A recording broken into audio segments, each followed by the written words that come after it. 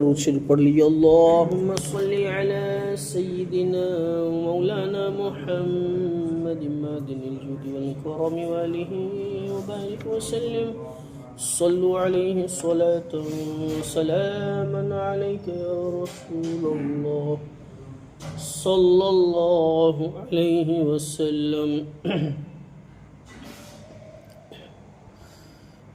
آواز تھوڑی متاثر ہے لیکن کوئی بات نہیں۔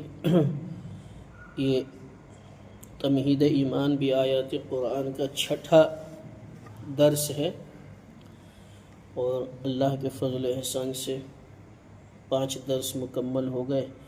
اب اللہ ہی کی توفیق اور اس کی مدد سے آگے کے دروس بھی انشاءاللہ مکمل کیے جائیں گے۔ تمہارا رب عز و جل ارشاد فرماتا ہے والذین یؤذون رسول اللہ لہم عذاب علیم۔ پارہ نمبر 10 رکوع نمبر 14 سورۃ التوبہ کی آیت مقدسہ ہے۔ ترجمہ ملاحظہ فرمائیے، وہ جو لوگ رسول اکرم صلی اللہ علیہ وسلم کو ایذا دیتے ہیں، تکلیف دیتے ہیں، ان کی شان میں گستاخیاں کرتے ہیں، ان کو تکلیف دیتے ہیں اور جو ہے نازیبا کلمات بارگاہ رسالت میں بکتے ہیں، ان کے لیے دردناک عذاب ہے۔ لہم عذاب علیم، ان لوگوں کے لیے، ان گستاخوں کے لیے دردناک عذاب ہے۔ اور دوسری آیت کریمہ اللہ تبارک و تعالی ارشاد فرماتا ہے ان الذين يؤذون الله ورسوله لعنهم الله في الدنيا والآخرة وأعد لهم عذابا مهينا۔ پارہ نمبر 22 اور رکوع نمبر 4 سورۃ الاحزاب کی آیت مقدسہ ہے۔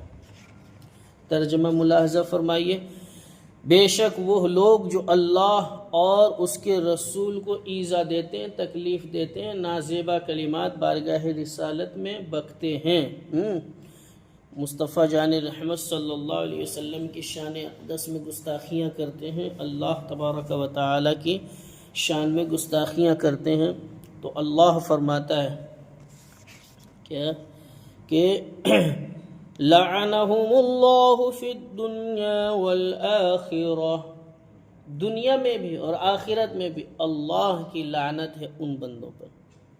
وَأَعَدَّ لَهُمْ عَذَابًا مُهِينًا، اور اللہ تبارک و تعالی نے ان کے لیے ذلت کا، رسوائی کا کیا کیا ہے؟ عذاب تیار کر رکھا ہے۔ کن لوگوں کے لیے؟ گستاخوں کے لیے۔ اب دیکھیے امام اہل سنت مجدد دین و ملت الشاہ امام احمد رضا خان فاضل بریلوی نور اللہ مرقدہ کیا ارشاد فرماتے ہیں، اللہ تبارک و تعالی ایذا سے پاک ہے۔ اللہ کو کوئی تکلیف دے سکتا ہے؟ کوئی نہیں دے سکتا۔ یخادعون اللہ والذین آمنوا وما یخدعون الا انفسهم۔ منافقین، کفار و مشرکین کس کو دھوکہ دے رہے ہیں؟ وہ اللہ کو دھوکہ دینا چاہتے ہیں اور مومنوں کو دھوکہ دینا چاہتے ہیں، اور اللہ فرماتا ہے وہ تو دھوکہ نہیں دیتے، اپنے آپ کو ہی دھوکہ دے رہے ہیں۔ سمجھ میں آ رہی ہے؟ اللہ کو کون دھوکہ دے سکتا ہے؟ اللہ کو کوئی دھوکہ دے سکتا ہے؟ اللہ کو کوئی تکلیف دے سکتا ہے؟ اللہ کو کوئی عزت دے سکتا ہے؟ نہیں دے سکتا ہے۔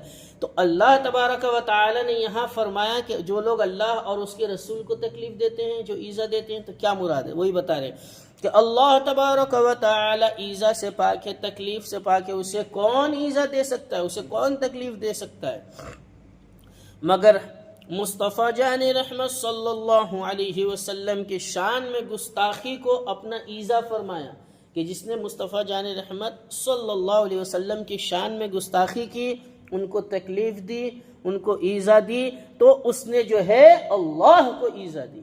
جس نے مصطفیٰ جان رحمت کی شان میں گستاخی کی، اس نے گویا اللہ کی شان میں گستاخی کی، یہ مراد ہے۔ ان آیتوں سے اس شخص پر جو رسول اکرم صلی اللہ علیہ وسلم کے بدگویوں سے محبت کا برتاؤ کرے، جو گستاخ رسول گستاخ انبیاء سے محبت کرے، ان سے الفت کرے، ان سے دوستی کرے، ان کی دعوت کرے، ان کو چائے پلائے، ان کو کھانا کھلائے، ان کے ساتھ جو ہے نشست و برخاست کرے، ان سے شادی بیاہ کرے، ان سے میل جول رکھے، ان سے محبت بھرا جو ہے برتاؤ کرے، تو وہ 7 کوڑے ثابت ہوئے ایسے بندے کے لیے، ایسے گستاخوں کے لیے کہ جو گستاخوں سے ملتے ہیں ان پر 7 عذاب جو ہے نازل ہوں گے۔ وہ 7 کوڑے کون سے ہیں؟ اعلیٰ حضرت فرماتے ہیں کہ 7 کوڑے ثابت ہوئے۔ پہلا کوڑا کیا ہے؟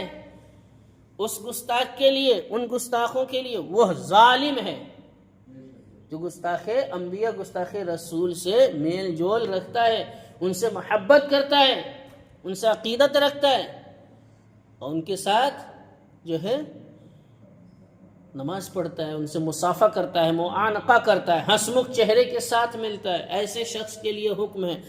پہلا کوڑا یہ ہے کہ وہ ظالم ہے، دوسرا کہ یہ گمراہ ہے، یہ بھی گمراہ ہے، ٹھیک ہے، اور تیسرا کہ وہ کافر ہے، اور چوتھا اس کے لیے دردناک عذاب ہے۔ سمجھ میں آ گئی بات؟ پھر سے سنیے، پہلا وہ ظالم ہے، دوسرا گمراہ ہے، کافر ہے، اس کے لیے دردناک عذاب ہے، اور پانچواں وہ آخرت میں ذلیل و خوار ہوگا۔ آخرت میں میدان محشر میں اللہ تبارک و تعالی اسے ذلیل کرے گا، ذلت و رسوائی کے ساتھ جو ہے اسے جہنم میں ڈالا جائے گا۔ اور چھٹا کوڑا کیا ہے؟ اس نے اللہ تبارک و تعالی کو ایذا دی۔ سمجھ میں آ رہی بات؟ اللہ کو تکلیف دی، اللہ کی شان میں گستاخی کی اس نے۔ اور ساتواں یہ کہ اس پر دونوں جہان میں خدا کی لعنت، لعنہم اللہ فی الدنیا والآخرہ، دنیا میں بھی اللہ کی لعنت ہے، جتنے بدعقیدہ ہیں دنیا میں اللہ تبارک و تعالیٰ کی لعنت ہے ان پر، اور آخرت میں بھی اللہ کی لعنت ہے۔ والعیاذ باللہ تعالی، نعوذ باللہ من ذالک، ہم ان تمام جو ہے چیزوں سے اللہ کی پناہ مانگتے ہیں۔ سمجھ میں آ رہی بات؟ اللہ گستاخوں سے ہماری حفاظت فرمائے، اللہ تبارک و تعالی گستاخ انبیاء سے ہماری حفاظت فرمائے، بدعقیدوں سے اللہ ہماری حفاظت فرمائے، بد مذہبوں سے اللہ ہماری حفاظت فرمائے، جتنے عقائد باطلہ و افکار خیالات فاسدہ ہیں ان کے تمام فتنوں سے ہم سبوں کی حفاظت فرمائے۔ اب امام اہل سنت فرما رہے ہیں، غور سے سنو، پیغام امام اہل سنت کیا ہے؟ پیغام اعلیٰ حضرت، اے مسلمان، اے مسلمان، کیسے سمجھا رہے ہیں؟ کیسے سمجھا رہے ہیں؟ اور اعلیٰ حضرت رضی اللہ تعالیٰ عنہ تو پوری زندگی سمجھاتے رہے، پیغام دیتے رہے، سونا جنگل رات اندھیری چھائی بدلی کالی ہے، سونے والوں جاگتے رہیو چوروں کی رکھوالی ہے، آنکھ سے کاجل صاف چرا لیں یا وہ چور بلا کے ہیں، تیری گٹھری تاکی ہے اور تو نے نیند نکالی ہے۔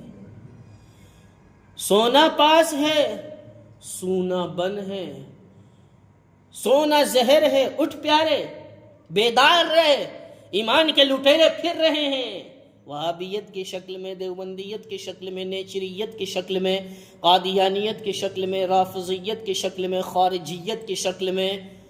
سونا پاس ہے، ایمان کی دولت ہے، سونا بن ہے، یہ پورا کا پورا پوری دنیا جو ہے صحرا ہے، بیابان ہے، سونا پاس ہے، ایمان کی دولت، سونا بن ہے۔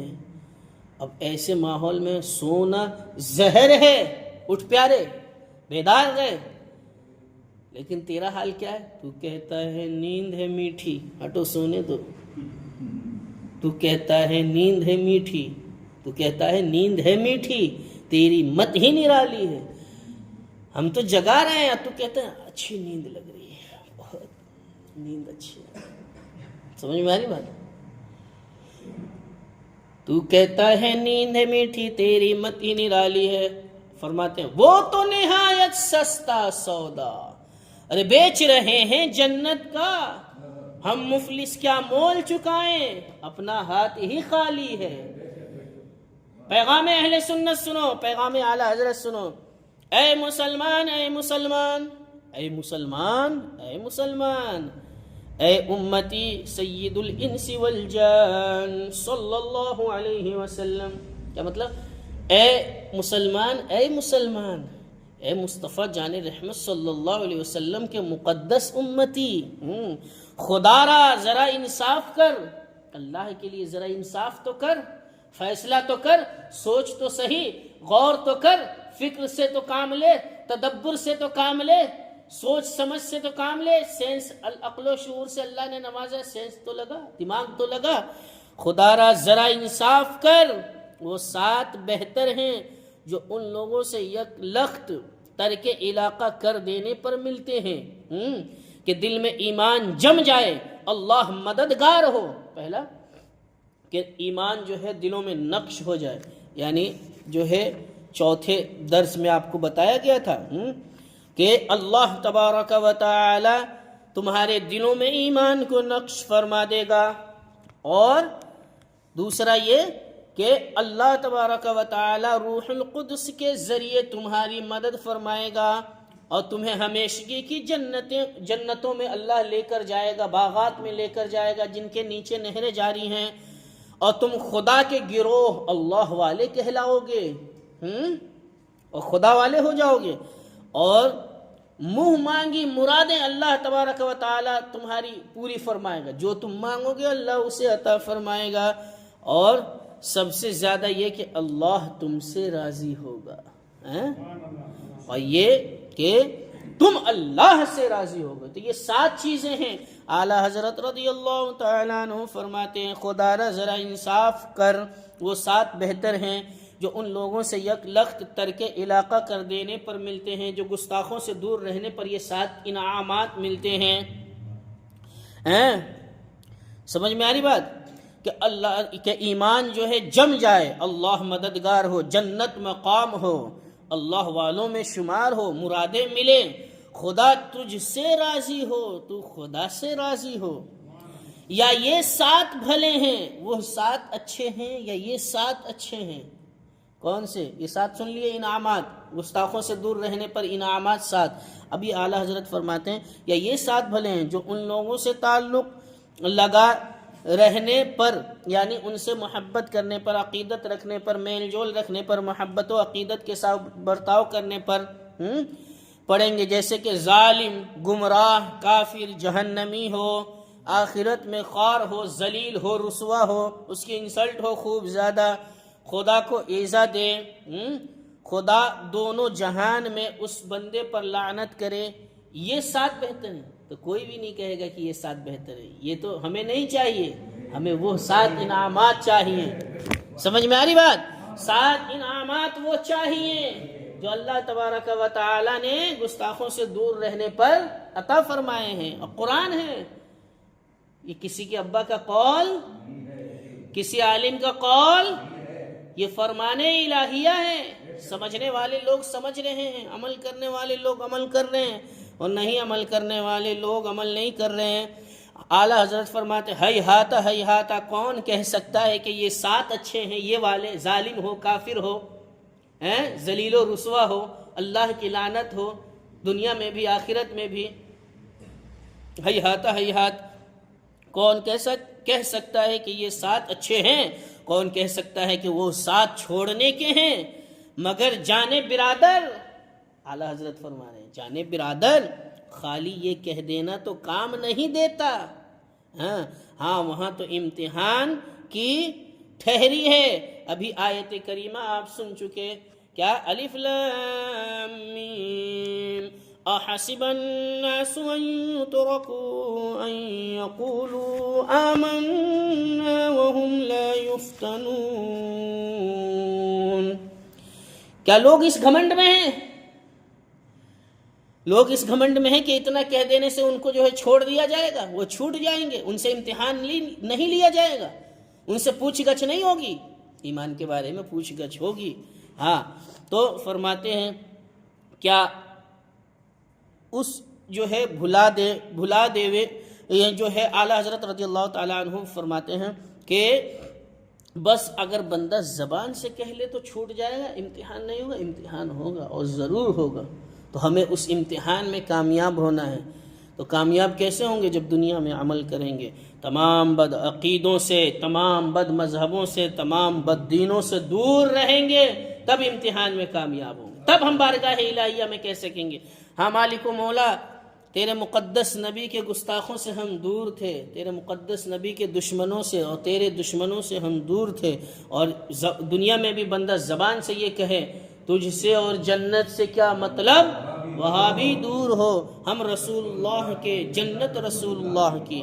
کب امتحان میں بندہ کامیاب ہوگا؟ جب یہ کہے گا دشمن احمد پہ شدت کیجئے، ملحدوں سے کیا مروت کیجئے، غیظ میں جل جائیں بے دینوں کے دل، یا رسول اللہ کی کثرت کیجئے۔ کب کامیاب ہوگا؟ جب یہ کہے گا کروں تیرے نام پہ جاں فدا، نہ بس ایک جاں دو جہاں فدا، دو جہاں سے بھی نہیں جی بھرا، کروں کیا کروڑوں جہاں نہیں۔ کب بندہ کامیاب ہوگا؟ جب یہ کہے گا سر سوئے روزہ جھکا پھر تجھ کو کیا، ارے دل تھا ساجد نچ دیا پھر تجھ کو کیا، ان کے نام پاک پر دل جان و مال، ارے نچ دیا سب تج دیا پھر تجھ کو کیا۔ سمجھ میں آ رہی بات؟ دل ہے وہ دل جو تیری یاد سے معمور رہا، سر ہے وہ سر جو تیرے قدموں پہ قربان گیا۔ وصلی اللہ تعالی علی خیر خلقہ محمد وآلہ وصحبہ اجمعین۔ الفاتحہ۔